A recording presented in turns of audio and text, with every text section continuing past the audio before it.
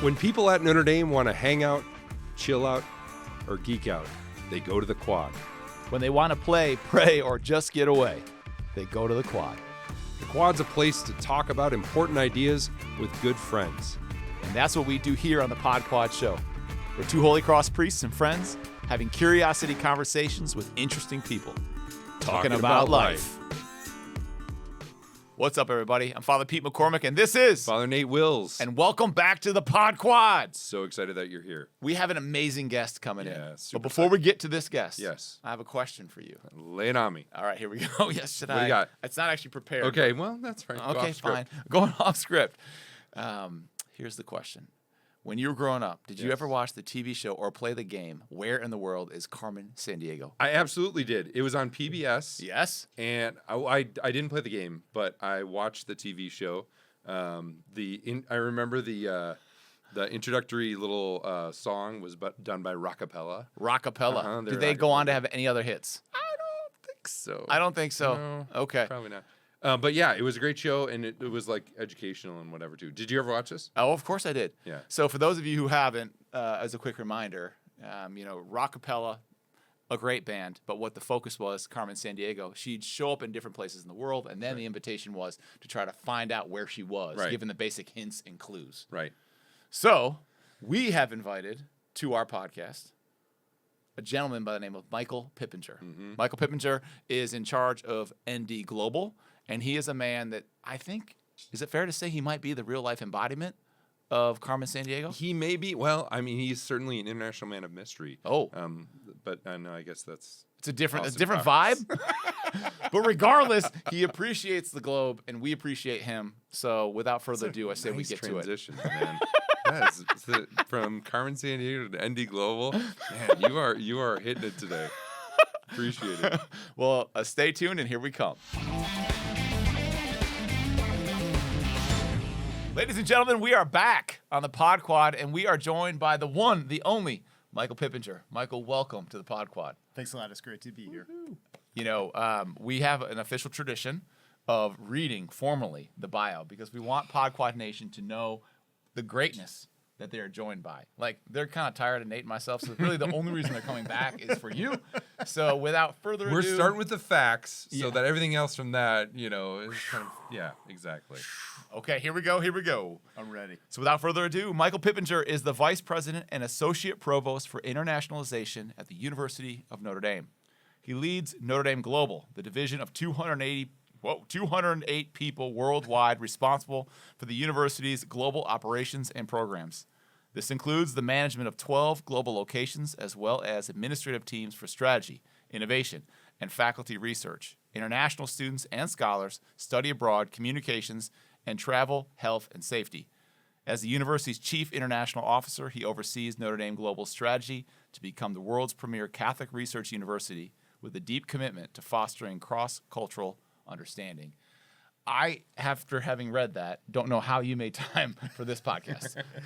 Thanks a lot for inviting me. I'm really happy to be here, and it's nice to be on campus, and I'm eager to talk about it with you both. So, yeah, awesome. Let's get after it. Here we go. So, Michael, can you talk just a little bit about how you got to this position leading Notre Dame Global? Sure. I feel very fortunate to be at Notre Dame. I came here 8 years ago.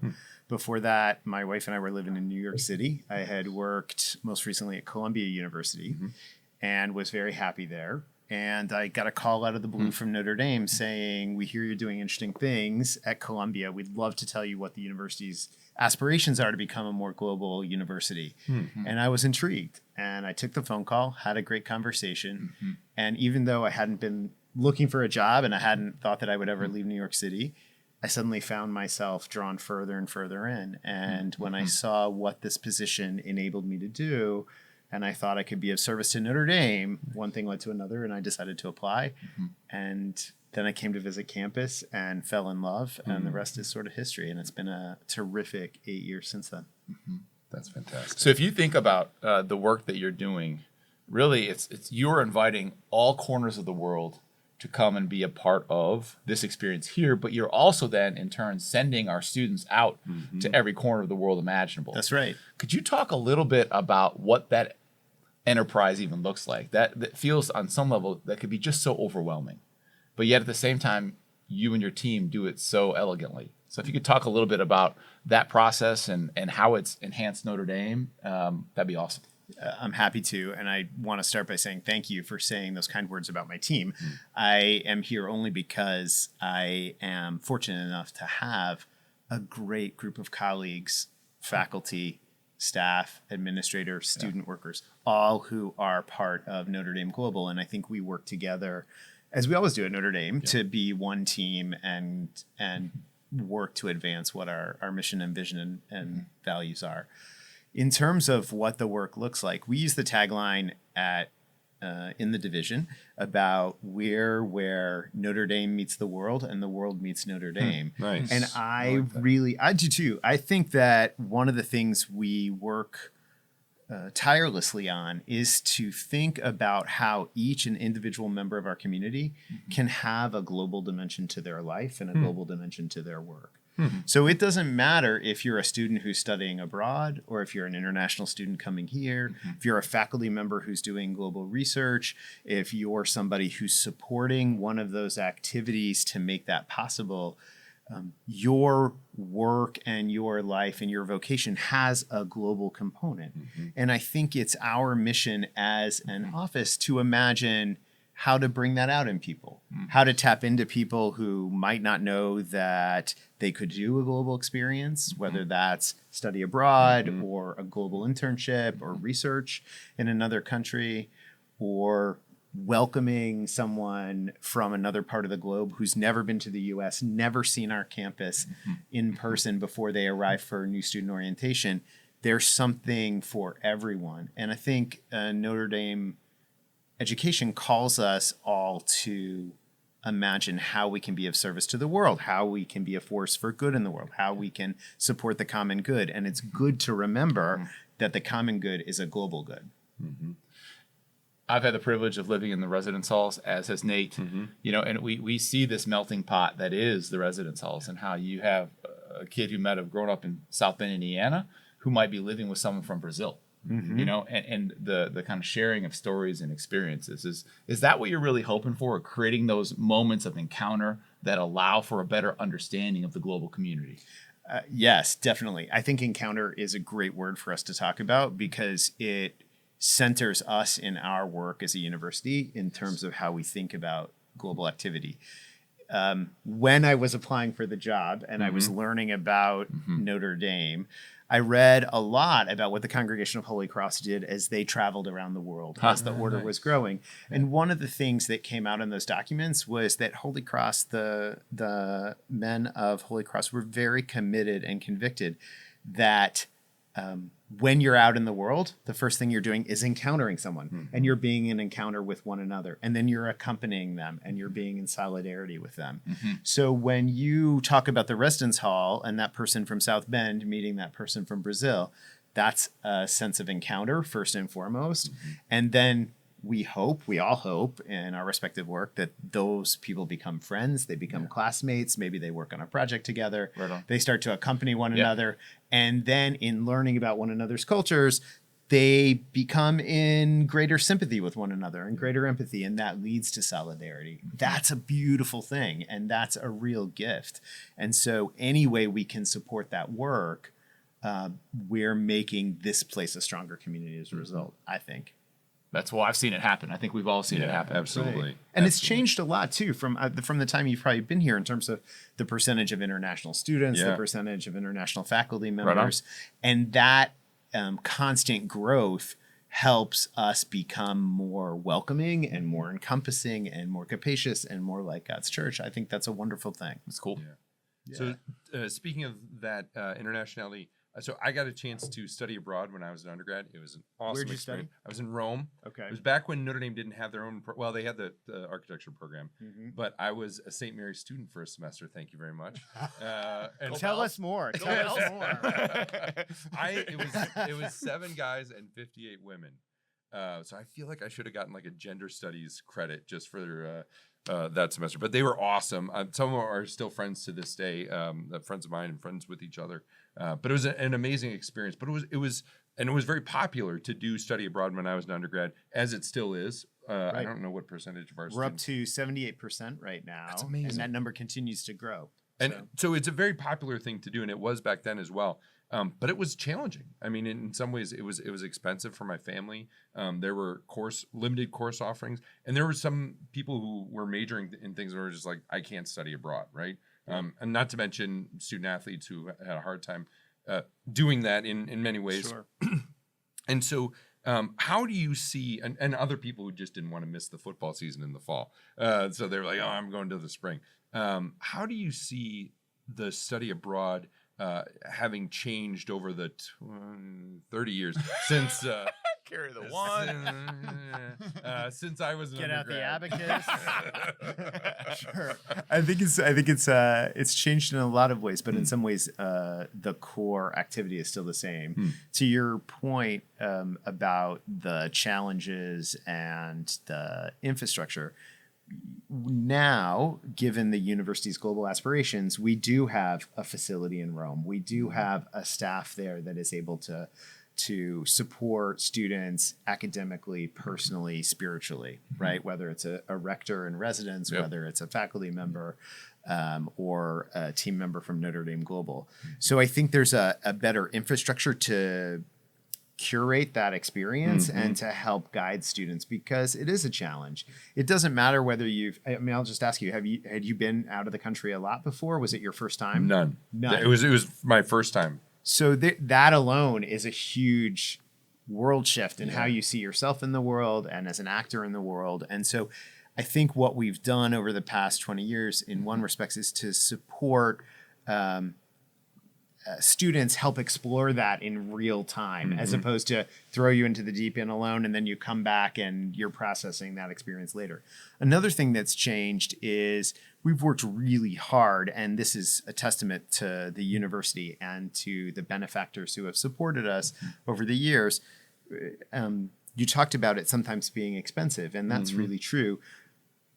I would remind everyone who's listening to the podcast that now in 2024, during the academic year, all financial aid is portable. So if you're on financial aid, your financial aid travels with you to Rome or to That's amazing.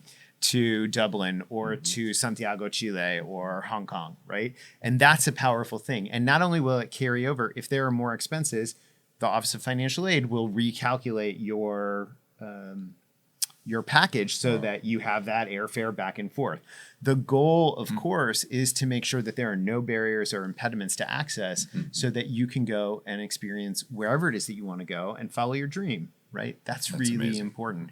And we've also, and this is another difference that is important for people to hear and know, we've been working and succeeding in raising funds, again, thanks to benefaction and to the generosity of the university in general, to support summer scholarships for study abroad, global research, and independent study. To your point earlier, it sometimes is hard, Father Nate, for an athlete to go, or a member of student government, or somebody who has a position in the residence halls. How do they go during the year? Well, they might not be able to. So we want to be sure that there's there are financial resources so that they can go in the summer. And we've built that out, and we're going to continue. The goal for us as a community is to be able to provide everyone who has need one global experience during their time here. And that's what we're working towards right now, which is exciting. That's amazing. sure. That's really great. Yeah, I'm excited about it. Because the last thing you would want, I would imagine, and I know, is like a group of students who are able to go and a group of students who are not able to go. And That's so to right. be able to level that playing field and to allow for that experience. I can remember the first time I went abroad, and I was after college, where I attended from my undergraduate institution, didn't really afford me that opportunity. I can remember my whole world just being reconfigured and thinking like, whoa, in addition to the time zone, people are eating a vastly different diet. They have different norms that I'm now picking up on, different languages. It's truly a gift. I think that's right. And I think it's important to remind people as well, as your comments just reminded me, oftentimes people, I'll say it this way. Sometimes people self-select out of study abroad because they worry, well, wait a minute, I hear that everyone's always traveling while they're studying abroad, right? They go to London and then they travel to Barcelona or to Stockholm or Oktoberfest or fill in the blank. I was somebody who studied abroad and didn't have a lot of resources. I studied abroad in Italy like you did. I was in Florence, not in Rome. I only left the country once. I spent my whole time there. I lived with a family. They spoke no English. Yep. Wow. They were able to make me feel more grounded in the city of Florence and in what an Italian would do at that point in their life. And I'm very grateful for that experience. I think sometimes our students think that studying abroad is about traveling abroad. And while travel is one component of it, building a relationship so that you have that lifelong friendship, either with other peers in the group or with your family in a homestay, or the students you're studying with at the partner university, is equally important. And sometimes those things don't cost money. They actually just cost your attention and time to be intentional about the work. That's right. That's right. So let me continue down this road of abroad. And this is something that it's in the news a lot, right? So the war in Ukraine, the current war between Gaza and Israel. I look at what's unfolding here, and so in so many ways, this news washes up on our shores here at the university because of the students that we have presented here. And so I've gone from being able to live kind of a rather secluded life growing up in Grand Rapids, Michigan, to thinking about how will these decisions made by world leaders, in some instances half a world away, impact our community here? And that's a vastly different reality. And so I would love just your thoughts and your guidance in terms of how do we as a university community think and be mindful of the global reality so as to accompany in a meaningful way the students, the staff, the faculty that are on our campus? I think that's an excellent question and a really important one for us to ask and start to answer. I'll use Ukraine because I feel this very personally. For people who are listening or watching and might not realize, the University of Notre Dame has a longstanding relationship with Ukrainian Catholic University. And that comes through our Nanovic Institute for European Studies, and it comes from faculty who have done research over the years. We're also part of a consortium of Catholic institutions with them. People might not realize that Ukrainian Catholic University was the first Catholic university created in the post-Soviet world. The first time I went to Ukraine was in 2019 with Father Jenkins. We went to give the founder of the university, Archbishop Boris Gudziak, the Notre Dame Award. This is an award we give somebody on a global stage who's best embodying the values of Notre Dame. I had never been to Ukraine. I'd never been to any part of the former Soviet Union, so it was completely new to me. In that work of building that relationship to the next level, taking it beyond what our faculty had done before, was very impactful for me as a professional and as a person, hearing about their lives and learning about them. I think we study abroad and we travel abroad, whether we're domestic students going out or we're international students coming in. We're hungering, we're craving for a different kind of experience and a different understanding of our place in the world. And that kind of challenge allows us to know ourselves better and to know our world better, and to then realize that we have to be more mindful about it moving forward. So you were talking about, Father Beat, about, well, now it washes up on my shore in a news feed or a podcast I'm listening to, and I can't ignore it anymore. And that's, I think, a good thing. So fast forward to when Russia invaded Ukraine, that actually becomes personal. I have friends who are colleagues teaching and working and living in Lviv and who have worked with our students and worked with our faculty. So that invasion affects me, and it should affect me, and it should ask me, based on what I do and the community we are, what am I called to do next? What do I have to listen to in my conscience to make manifest what my mission, vision, and values are? The university did that with our friendship with them, with the Ukrainian Catholic University, and we created an initiative that led to us providing $2 million of assistance, which included bringing their students. We brought over 25 students from Ukrainian Catholic University here. They lived in the residence halls. They were all women because men couldn't leave because of the draft and the war. They all came and they lived here for a semester over the course of a year. Now we have Notre Dame students who have friends who are Ukrainian, who are still being in touch with those people, those students back and forth. That makes us understand our place in a larger community. And it also humbles us, and it calls us to serve, and it calls us to learn, and it calls us to be our best selves. That is a really remarkable gift of a Notre Dame education and of a Notre Dame global education.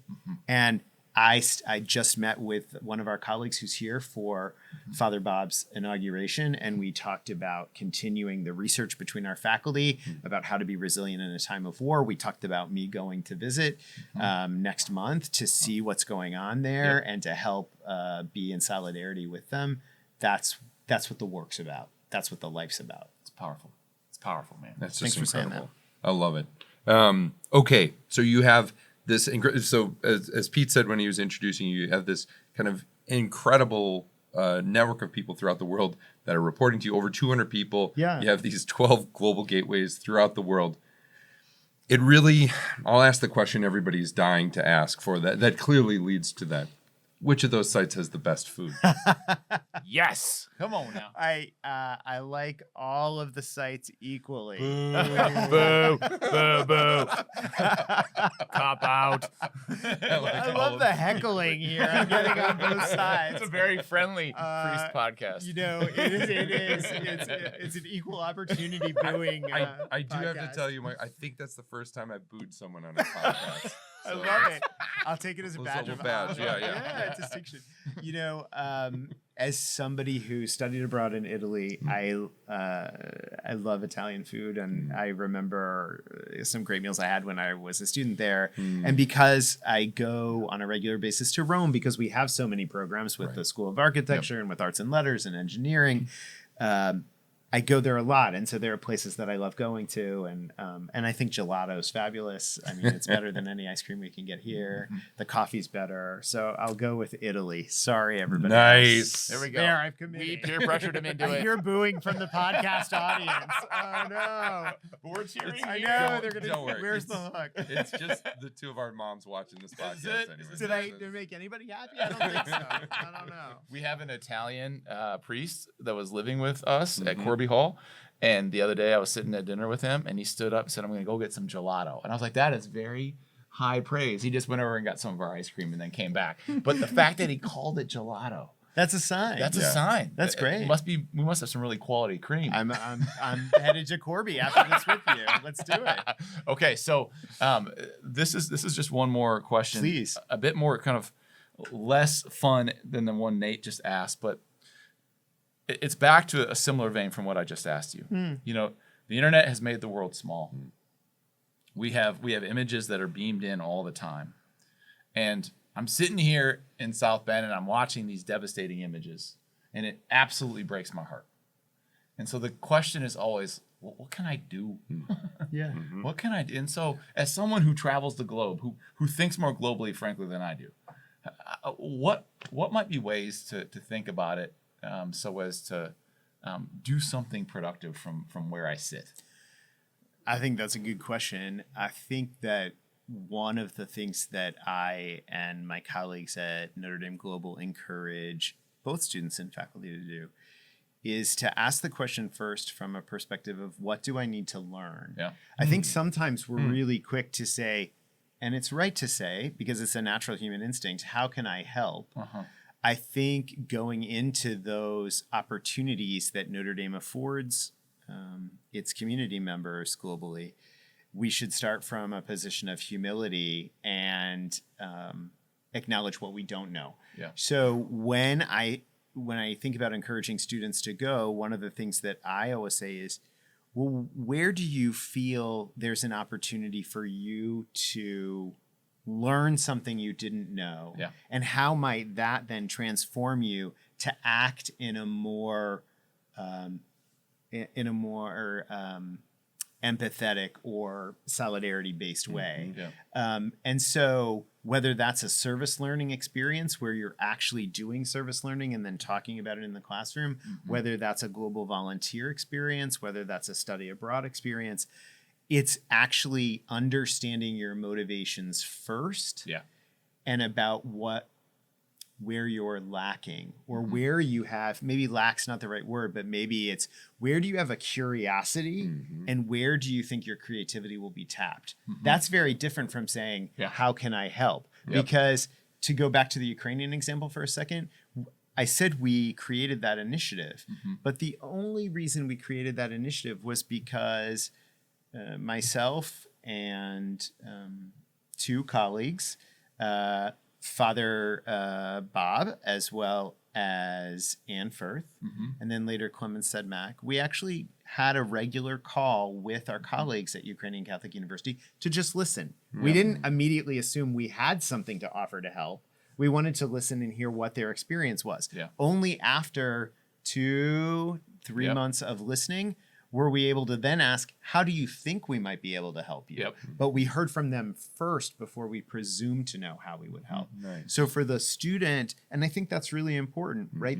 That we want to learn from our colleagues. It's not always us coming in to make a difference. Right. We can be acted upon and have the difference be made in ourselves if we're open and receptive to that. So I would ask students to think about, well, what are you curious to learn? Yeah. What, could be vocational. It could be about your job and you see a global opportunity for it. It could be there's a part of the world you've never visited and that's going to spur you on to then think how I can be involved in that community. That's great too. And what's awesome about that is it affords us the chance to meet campus, and I think people by and large want to help. And so you immediately spring into action. That's right. But if you don't have the information, you're not going to get very far. Right. So taking the time to learn and to grow and be curious about something allows you to be a bit more strategic about how you act. Right. So a great example there is you're interested in what's going on in Israel and Palestine. Maybe the first step is to listen to the podcast that our center in Jerusalem gives, where it has different voices from different perspectives talking about the work and how Notre Dame facilitates cross-cultural dialogue and mutual understanding or respect through difference. And then maybe the next step is to say, hey, I know they're reopening study abroad in the summer of 2025.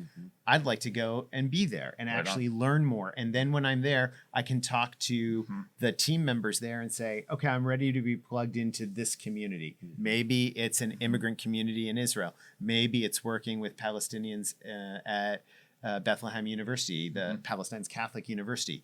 You can't know until you've actually learned. That's right. But the whole point of a global educational experience with Notre Dame is that there are people who are waiting for you to have that conversation and encourage you. And that's the thing I'd want people to know and hear. And that same process that I just described in Jerusalem can happen in Sao Paulo, Brazil.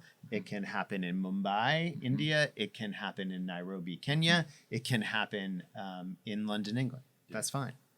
That's awesome. What a great answer. So we ask this last question of all of the guests of the Pod Quad. What is the best piece of advice that you've ever been given that you want to pass along to Pod Quad Nation, or it can be just a piece of advice that you have for people that you think is important to pass along as well? I think that I would say to your listeners, viewers, that you should always trust the curiosity you have within yourself. If you are trying to understand something and you wonder if it's worth your time to understand it, you should follow that line of inquiry wherever it might go. You should examine yourself and examine those around you to try and give yourself answers and see what that line of questioning and that creative thought process is leading you to do. I think too often there is an expectation amongst students and amongst Americans, speak from my own American perspective and what that entails, right? That there is one path. There is a career path. There is a Notre Dame path. There is a you must follow these steps to get to where you're trying to go. And I think a global education experience explodes that. I'll give you a great example that just happened last year. I taught in the Glenn Family Honors Program and had 9 students for the course of the year. In that program, I had the opportunity to take the seminar to Ireland. We had been reading some Irish literature. They were able to see our global locations at Kylemore Abbey in the west and be amongst a living, breathing Benedictine community with the nuns out in a beautiful place in Connemara. And then they went to Dublin and were in this vibrant European city and saw the work we do there and O'Connell House. On the last night of that fantastic week, one of our colleagues from O'Connell House took us to we had dinner first, and then we went to a ceilidh, and we did traditional Irish dancing with people in a suburb outside of Dublin. And for our students to learn that and to be humbled by these steps that people have been dancing for 40, 50 years was really a wonderful thing. But they were welcomed into that community and danced and had a great time. At the dinner, people were asking about, well, where else can I study abroad? And I said, well, we have a new study abroad program in India. And 2 of the students said, really? And I said, yeah. I said, you should think about it. And we have scholarship funds available if you need that. But it's at a time when the Indian government will be going through elections. We've got a great political science professor who's teaching this class. It's something new. You should think about it. Neither of them had been to India. Neither of them had been to South Asia. And they wake up the next morning and say, we want to do it. We want to try it. They go. And thank you, Calvin and Graham, if you're listening to the podcast. They went, and it was transformative. They wouldn't have had the courage and curiosity to do that next experience if they hadn't made themselves open and available to what was going on in Ireland. I want everyone on campus to follow their curiosity and let that lead them where they want to go, whether it's globally or whether it's just to do something in the community, right? It's the curiosity is the key. And I really believe that. What a beautiful and important reminder for us all to not lose that curiosity within ourselves. Love it. It's oftentimes the door to anything that we're about ready to enter. Michael, thank you so much for joining us on the PodQuad. You the man, and I'm so grateful for your expertise and the fact that you're leading us here at Notre Dame. It's my pleasure. It's an honor to serve, and go Irish. Go Irish. Great to see you. Thanks a lot. All right, well, welcome back. Welcome to our Juice Box segment, where we talk about the things that from that conversation with Michael Pippenger that brought us juice. All right. First up, Father Pete McCormick. Okay, here we go. What's juicing me up is his emphasis on curiosity. I love that type of posture. I love that approach. The ability to recognize that you don't need to have all the answers, but really an ability to listen and ask good questions demonstrates such interest and passion for the subject. I think it really allows people to come to know one another just a little bit and for you to have a deeper understanding of the world as it is. So that to me is something I'll certainly take from this conversation, and I'm grateful to Michael for reminding us of its importance. Yeah, you're a big curiosity guy. Yep. And wasn't that a great answer when he talked about your great question about, what can you do for these really big and difficult things? And he said, learn first. Yes.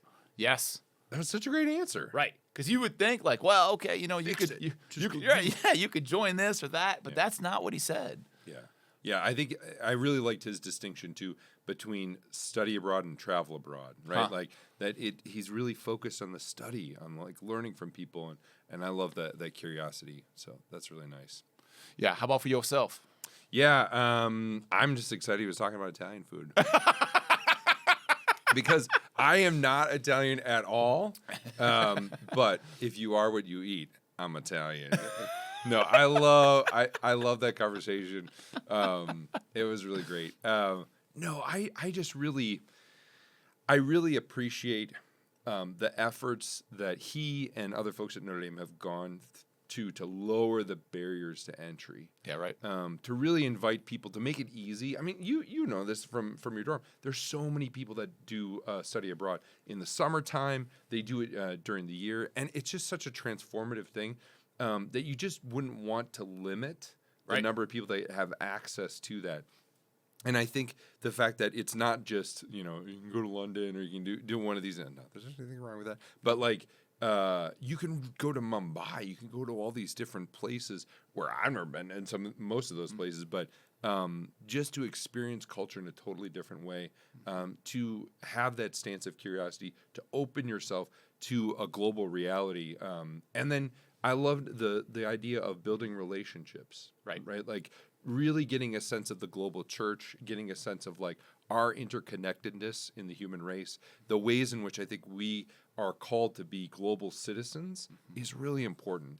And I love that idea. And he is the right person to be doing that job, because he speaks about it really beautifully. And even what, the story about the kids in Ireland, you can see he's inviting people. That's right. Into deeper and more global realities as well. He's very much embodying exactly what he hopes people will go out and experience. Yeah. That's a nice way to put something really powerful with that. Yeah. Yeah, that's awesome.